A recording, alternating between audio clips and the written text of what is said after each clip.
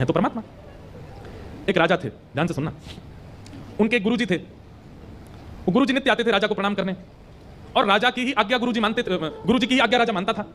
गुरुजी कहते इतने बजे भोजन, तो राजा उतने बजे भोजन करता, इतने बजे उठना तो इतने बजे उठता था, यहां जाना तो वहीं जाता। राजा को कहीं जाना भी होता था तो पहले गुरुजी से पूछता था वहां जाऊं कि नहीं। गुरुजी कहते हाँ तो जाना, नहीं तो नहीं जाना।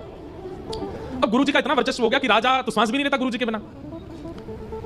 लेकिन वो गुरुजी जब राजभवन में आते थे, सिपाहियों को, सेनापतियों को, मंत्रियों को, महामंत्रियों को, इन लोगों को देखते भी नहीं थे, सीधे राजा के कक्ष में घुसे चले जाते। कभी कभी मंत्री महामंत्री से प्रणाम करते, बोले गुरुदेव प्रणाम। गुरुजी कहते हैं तुम क्या प्रणाम करो, मेरा सीधा संपर्क राजा से, मंत्री महामंत्री सेनापतियों को मैं क्या, इन लोगों को क्यों इतनी घास दूं।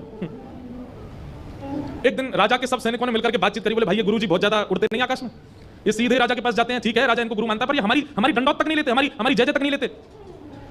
बोले इन गुरुजी को कुछ तो इनको बताना तो पड़ेगा कि भाई हम भी कोई लोग हैं, हम भी मानव हैं, ये सीधे राजा से संपर्क तो हमको चाहिए नहीं। तो सब लोगों ने योजना बनाई कि भाई गुरुजी को मिलने ही मत दो राजा से।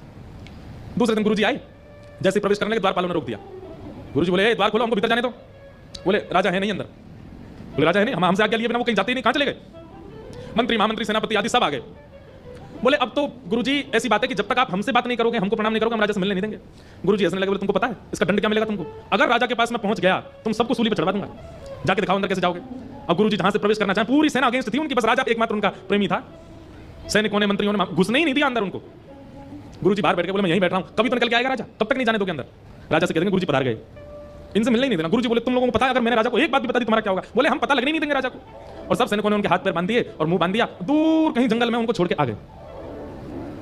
राजा आज सुबह से बैठा था, जल भी नहीं पिया। बोले गुरुजी आके बोलते हैं तब पीता हूं। मंत्री आदि आए, बोले भगवान, बोले आज हमारे गुरुजी नहीं आए। तो मंत्रियों ने कहा आए थे गुरुदेव, सुबह सुबह जल्दी में आए और बोल के गए मेरी एक कथा है, मैं 7 दिन के लिए जा रहा हूं, राजा को बोल देना अपना खाना पानी सब जो भी करता है सब नियम रूप से करे, मैं 7 दिन बाद आके मिलूंगा।